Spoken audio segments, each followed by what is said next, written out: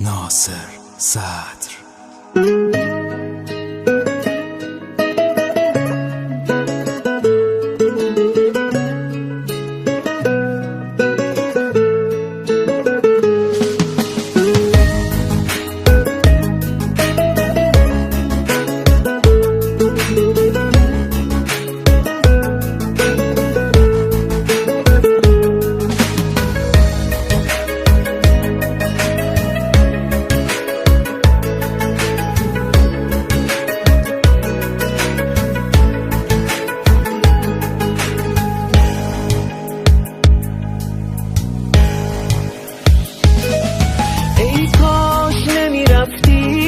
به پای تو بسوزم، موندم سر حرفم، سر قولم من هنوزم.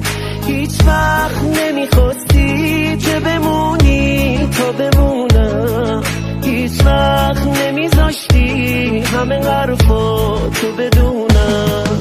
ای کاش میدونستی از وقتی که رفتی من کسی ندارم.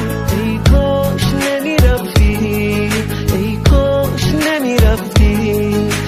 کاش میدونستی از وقتی که رفتی من کسی ندارم. ای کاش نمیرفتی، ای کاش نمیرفتی.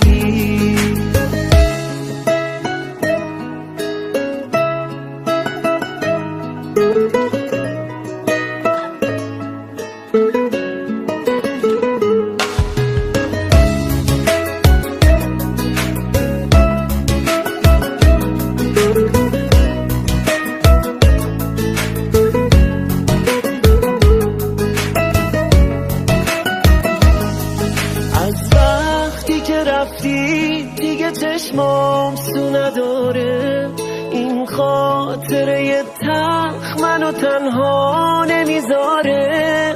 خیلی سوت و کوره خونه بی تو گل نازم، من فکر نمی کردم توی این بازی ببازم.